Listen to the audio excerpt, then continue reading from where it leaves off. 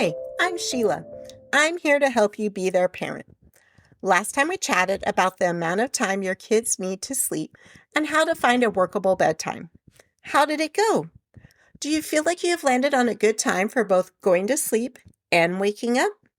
If not, don't stress. Keep working on it. You will find it. It just might take more than a week to get there. Today, we will start working on creating a bedtime routine that hopefully will lead to a calm and peaceful evening. The goal is to get your child into bed by their bedtime and for them to stay in bed. First of all, you need to determine what you need to accomplish that will make you feel like all of your kids' needs are met before they go to sleep. Also, keep in mind that your kids have things in their head that they think they need to be able to go to sleep. So you're going to want to make sure you cover that with your list. Our routine for our family was super simple, and my husband turned it into a little chant that we would say to our kids: pajama, potty, flush, brush. We often added on pray, hugs, and kisses to the end. We said it so much that many of our kids' friends knew our little chant as well. Now, our kids did shower before pajamas, but you get the point. It was simple, and our kids knew what it meant. We had also done everything else throughout the afternoon into the evening, such as homework, cleaning up after playing, having a snack, reading a book, all those things.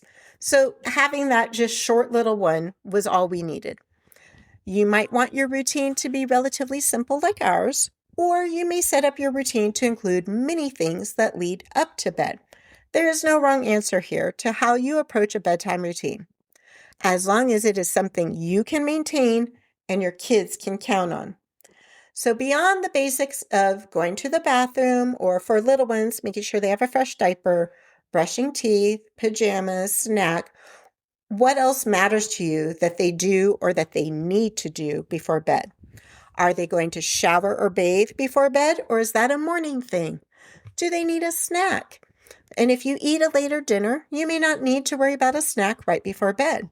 If you do some research on snacks that help promote good sleep. Obviously, if you have a school-age kid, homework needs to be done sometime before bed. Do you have them help with picking out their clothes or making lunch? Is that something you want to be done before bed or in the morning? So you have your list. Now you're going to put it into a logical sequence. We don't want to brush the kids' teeth and then give them a snack. You don't want them doing their homework right up until it's time to climb into bed. So something like this could work.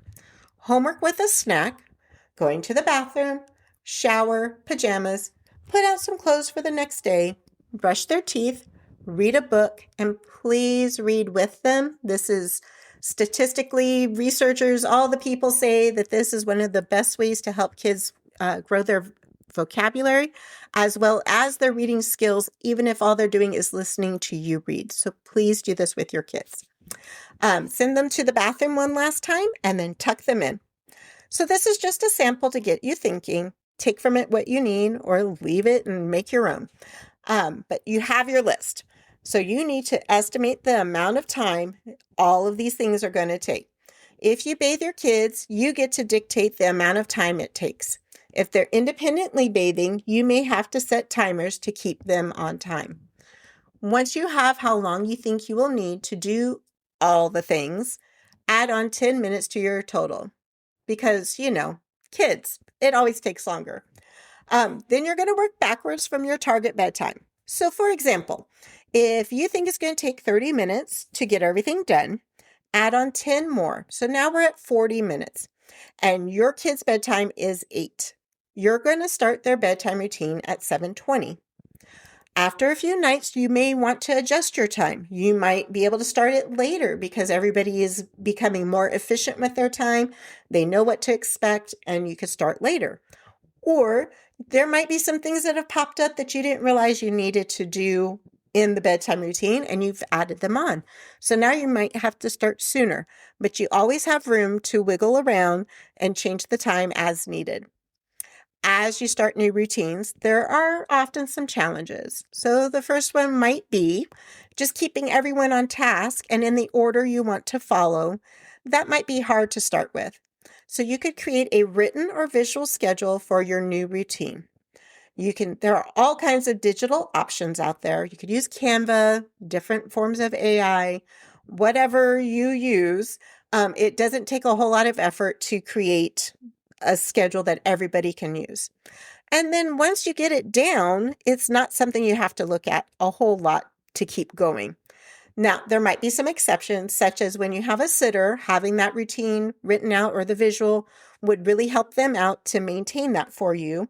And also restarting, because we know how it is when we go on vacation. If you've just gotten back from Disneyland, you're going to need a reset on how to do our routine, and you may want to bring that back out to help everybody get there quicker. Another challenge that might come up, and this one might be a little harder to overcome because your kid may have been making this part of the routine without either of you realizing it. And that's getting out of bed after being tucked in. It's usually something they remembered that they needed, or that one last drink of water. But hopefully when you wrote down your list, you took into account these extra little things and you have them covered sometime during the bedtime routine. So if they get up to get a drink of water, but you gave them a drink while they were wrapping up their homework earlier in our routine, just remind them, you've already had enough to drink already this evening and you just need to get back into bed. Because I'm telling you, if you let them get that drink, that is going to continue to be a part of your bedtime routine, whether you want it to or not. Okay, just saying. However, if they get up saying they need to go to the bathroom, use your best parental judgment on that. You know your kid best and what they need. But if it's something you let them do and it remains a habit, then you're going to need to have a conversation with them. If they're old enough, or if they're younger, you're just going to do this for them. You're going to start limiting their intake of fluids from dinner time on. Because the bottom line is we're the grown-up and we need to help them to be successful with their routine. If you give them a big glass of water right before bed, and then 20 minutes later, they're up to use the bathroom, and you get frustrated that they couldn't stay in bed, that's not their fault. That's on you. And so you need to make some adjustments so that you can help them be successful to stay in bed once they're tucked in. The last challenge you might come across is you might have a really independent kid and they may not want to cooperate with the new routine just because you're giving it to them or you're telling it to them. So this is the kind of kid that you're going to want to come alongside you and help you create the routine together.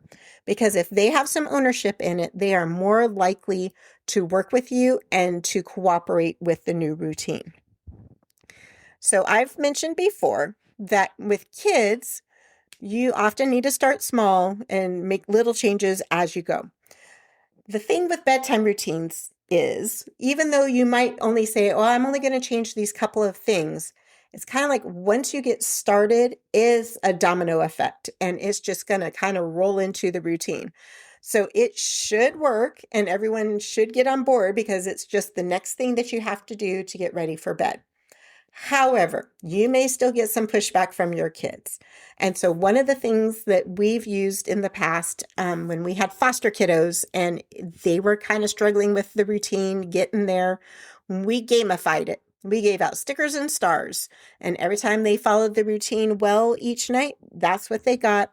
And then we had a little prize for them once they had done it for 5 nights in a row, a whole week, whatever would work for you. And it could be something as simple as a game night as a family or go to the park. You could also do something like stopping for ice cream at Dairy Queen or handing them a couple of bucks and take them to the dollar store. Whatever you think would matter to your kid, and then that would be the path that's going to work best for you and them. Take that path because it's worth it in the end to get this routine firmly in place. Okay, I know I've given a lot of ideas in this episode. Hopefully there are some nuggets that you can use to help your bedtime routine go smoother. If you have questions, reach out on Instagram at Be Their Parent. And if you're finding the content from these episodes helpful, please like, subscribe, and share. I'd really appreciate it. On our next episode, we will work on creating a morning routine that will help your day start on the right foot. And I'll chat with you then. Have a great day.